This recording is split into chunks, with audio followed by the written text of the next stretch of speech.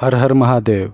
रामायण, महाभारत, भविष्य पुराण, कल्कि पुराण, भागवत महापुराण, गरुड़ पुराण, ब्रह्मवैवर्त पुराण आदि ग्रंथों में कलयुग के लक्षणों का विवरण दिया गया है, जिन्हें समझकर हम जान सकते हैं कि हम कलयुग के किस चरण में हैं। जैसे कि लोगों में पाप के प्रति आसक्ति, धन की भक्ति, राजा ढोंगी और पाखंडी, व्यभिचार में बढ़ोतरी। भागवत में लिखा है कि कलयुग जैसे जैसे आगे बढ़ता जाएगा, वेद विरोधी लोग सत्ता पर बैठेंगे, जो स्वयं को अवतार के रूप में प्रचार करेंगे।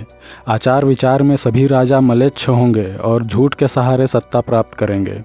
जनता से झूठ बोलेंगे, एक से बढ़कर एक कुतर्क पेश करेंगे और बेसिर पैर की बातों से एक दूसरे की आलोचना करेंगे। इन्हें बढ़ने में भी समय नहीं लगेगा और ना ही घटने में। ये पापी राजा जितनी तीव्रता से आकाश पर चढ़ेंगे, उतने ही तीव्रता से नीचे भी गिरेंगे। इनकी शक्ति और आयु थोड़ी होगी, छोटी छोटी बातों पर क्रोधित होंगे, भिन्न भिन्न तरह के करों के द्वारा प्रजा का खून चूसेंगे और प्रजा में आपसी वैमनस्यता को बढ़ावा देंगे। राजा अपनी लालच, मिथ्याभिमान, मिथ्यावादिता, अदूरदर्शिता आदि के कारण भारत को टुकड़ों में बांट देंगे और अंततः चारों ओर अराजकता फैल जाएगी। जब ऐसा शासन होगा, प्रजा में भी वही आचरण, स्वभाव और भाषण की वृद्धि हो जाएगी। राजा तो जनता का शोषण करेगी ही, लोग भी एक दूसरे को उत्पीड़ित करेंगे और आपस में लड़ेंगे और अंततः इस प्रकार सब के सब नष्ट हो जाएंगे। भविष्योत्तर पुराण में ब्रह्मा जी नारद को कहते हैं कि जब कलयुग का अंत समय होगा, चारों ओर परस्पर विरोध फैल जाएगा। विशेषकर राजा लोग चरित्रहीन हो जाएंगे। अपने धर्म को छोड़कर लोग दूसरे धर्म का आश्रय लेंगे। जब राजा दुष्ट, पाखंडी और ढोंगी होते हैं, देश की प्रजा अनेक प्रकार के दुखों से पीड़ित होती है। मनुष्य तो दुष्ट प्रवृत्ति के होंगे ही, योगी भी दुष्ट चित्त वाले होंगे। शिष्य गुरु का अपमान करेंगे। कलयुग में विवाह धर्म का धीरे धीरे विलोप होगा। पुत्र अपने धर्म का पालन नहीं करेगा। माँ और पुत्र में भी धन के कारण झगड़े होंगे। कलयुग में जो भी किसी का वचन होगा, वही शास्त्र माना जाएगा, जो कि आज हो रहा है। अनेकों साधु बाबा लोग अपने वचन को ही शास्त्र के रूप में प्रस्तुत करते हैं। तो हमारे ग्रंथों में कलयुग के अंत के बहुत सारे संकेत दिए गए हैं, जैसे कि मनुष्य की आयु कम हो जाएगी, जवानों को बुढ़ापे के रोग होने लगेंगे, सूर्य का ताप प्रचंड हो जाएगा, भयंकर आंधी तूफान और जल प्रकोप होगा, कृषि कार्य नष्ट हो जाएगा, जिसके फलस्वरूप अन्न की कमी हो जाएगी, दुर्भिक्ष और अकाल की स्थिति उत्पन्न हो जाएगी, बीमारियों का प्रकोप चारों ओर फैल जाएगा, वासना में अंधे लोग बहन और बेटियों से संभोग करने लगेंगे, स्त्रियां साजो श्रृंगार में समय व्यतीत करेंगी, लोभी, अधिक खाने वाली तथा मंद भाग्य वाली होंगी, असत्य और कटु वचन कहेंगी, लज्जा और मर्यादा का पालन नहीं करेंगी, दुराचारी पुरुषों से मिलने की अभिलाषा करेंगी। कलयुग के अंत में 6-7 वर्ष की आयु वाली कन्याएं संतान उत्पन्न करने लगेंगी। तो इस तरह बहुत सारे लक्षण कलयुगी समाज के बताए गए हैं, जो हम समाज में घटित होता देखकर जान सकते हैं। किंतु इसके अलावा भी कलयुग के अंत के बारे में बहुत सी मान्यताएं हैं। जैसे कि आप सभी ने सुना होगा, राजस्थान के जयपुर में हवा महल के सामने दक्षिणायन शिखर शैली में बने कल्कि अवतार के मंदिर में जो घोड़ा है, उसके बाएं पैर में एक गड्ढा है, जो धीरे धीरे भर रहा है। मान्यता है कि जब वह गड्ढा पूरा भर जाएगा, कल्कि अवतार प्रकट होंगे। राजस्थान के डूंगरपुर जिले के साबला गांव में एक हरि मंदिर है, जहां कल्कि अवतार की अश्व पर विराजमान मूर्ति स्थापित है। इसके साथ एक और मान्यता है कि इस घोड़े के 3 पैर जमीन पर हैं और एक पैर उठा हुआ है, जो धीरे धीरे जमीन की तरफ झुक रहा है। जब वह पैर पूर्ण रूप से जमीन पर आ जाएगा, तब कलयुग का अंत हो जाएगा और भगवान कल्कि प्रकट होकर दुष्टों का नाश करेंगे। इसी प्रकार आंध्र प्रदेश के कुर्नूल जिले में यांगती उमा महेश्वरी का मंदिर है, जहां नंदी की प्रतिमा का आकार बड़ा होता जा रहा है। पहले लोग इस प्रतिमा की परिक्रमा कर पाते थे, किंतु इसका आकार बड़ा होने के कारण अब महाराज नंदी की इस चमत्कारी प्रतिमा का परिक्रमा करना मुश्किल हो गया है। मान्यता है कि जब यह प्रतिमा पूरे कक्ष के जगह में फैल जाएगी, तब नंदी देव जीवित हो जाएंगे और उनके जीवित होने पर महाप्रलय आएगा और कलयुग का अंत हो जाएगा। उत्तराखंड में भी एक इसी प्रकार की मान्यता है।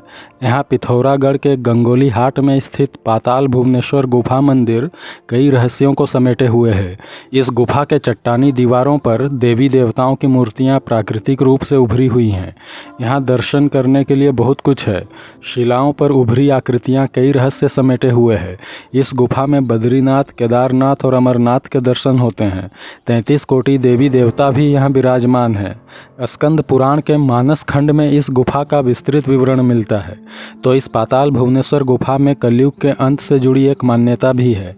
इस गुफा में प्रत्येक युग के अंत का संकेत देने वाली एक एक शिला है, जिन्हें मोक्ष द्वार, पाप द्वार, रण द्वार और धर्म द्वार कहा गया है। इनमें से पहले 3 बंद हो चुके हैं और चौथा कलयुग का धर्म द्वार है, वह कलयुग की समाप्ति पर बंद होगा।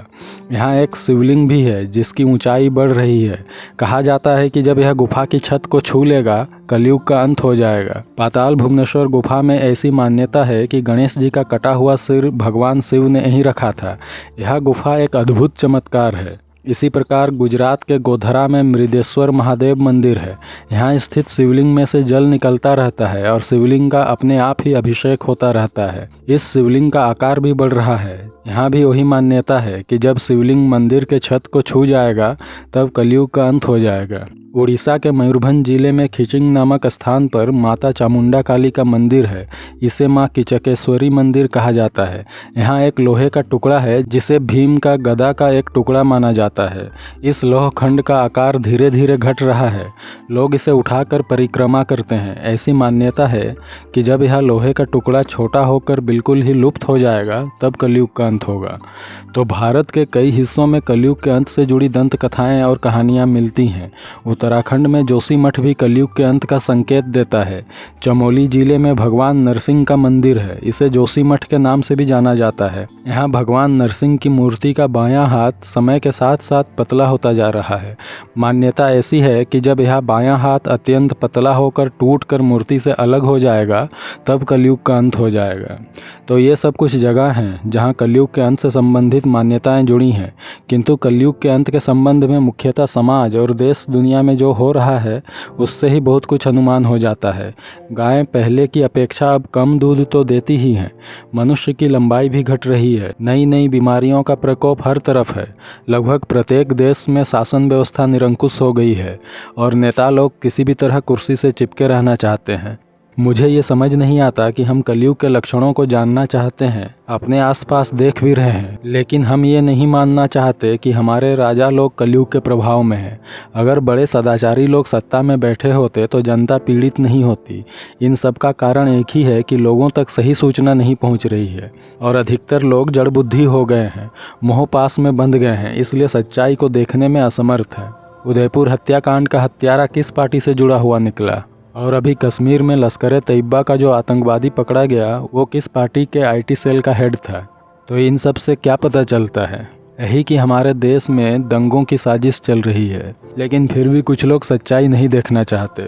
तो उन लोगों से मेरा आग्रह है कि आप स्वप्न लोक में ही जीते रहें। आगे जो मुसीबतें आने वाली हैं वो आपकी नींद अच्छी तरह से तोड़ देंगी। आने वाले 2 सालों में आपकी मूर्छा जरूर टूटेगी और तब हम आपका चेहरा देखेंगे। कुछ लोगों की चेष्टा है कि युग परिवर्तन के समय मानव जाति पर अधिक दुख कष्ट का भार ना पड़े, किंतु मानव स्वयं उन्हें बुलावा दे रहा है, तो कोई क्या कर सकता है। तो आज के लिए बस इतना। वीडियो लाइक करें, शेयर करें, चैनल को सब्सक्राइब करें।